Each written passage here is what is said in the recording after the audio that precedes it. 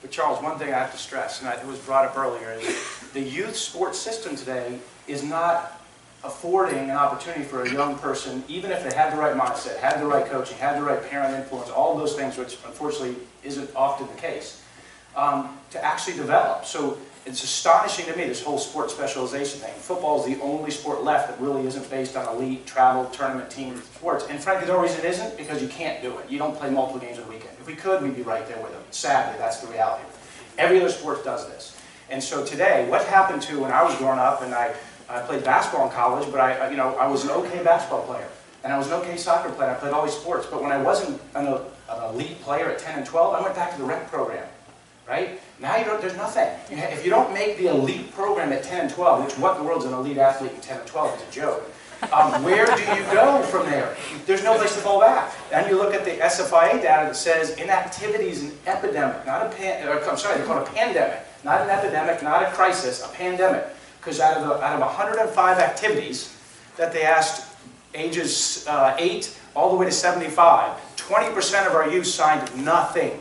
They didn't check one box. Their definition of activity was going home with the phone and the computer, and they call that activity. So there's all kinds of issues. Kids aren't turning to sport because they're not elite at 10, and they're not elite at 12. We're doing a massive disservice. And then all the data out there shows, from the medical community, that overuse injuries and all this, somehow, this is where I go back to the NFL and the NBA and Major League Baseball. Like, you as professional sports organizations need to come together and help us send the message. Because if you talk to any coach, I guarantee you a coach would say, I'm looking for a great athlete.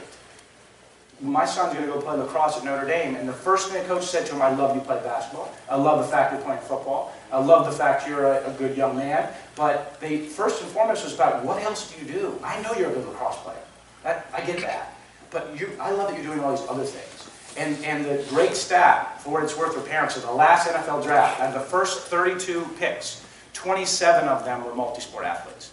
17 of them were 3-sport athletes in high school. It's like, we have to get the message out there that multiple sports is the future. That's the way to go. And again, the 99%, you're better to play multiple sports. You're better experience, meet more people. Better life lessons. But it starts with us. Yes. The coaches in the room who demand, and this is what I hear, who demand that their youth football player only play football. Yeah. Or their youth basketball player only play basketball. Let me just tell you something. There are statistics out there that show if you play multiple sports, you develop a lot faster. And so it's up to us. We have to change our mindset.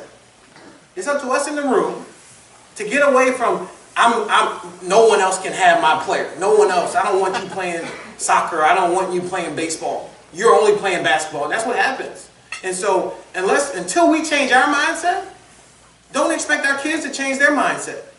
Because we are very impressionable, and we can force children to do other things. Because when a coach told me, you better wrestle this season, after football season, you go to wrestling. And after wrestling, you go run track. I did it. I did it because a coach told me to do it. Now, if you don't, so that's the influence we all have in our players' lives.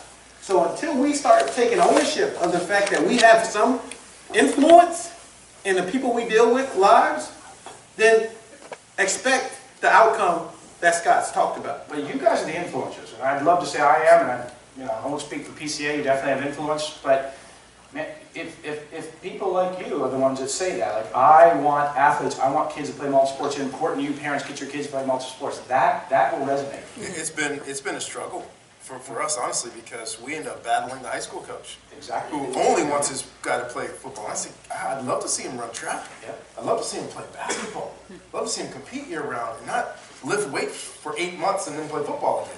That's the word, compete, right? Yeah. Let's make them more diverse athletes. Let's get them around.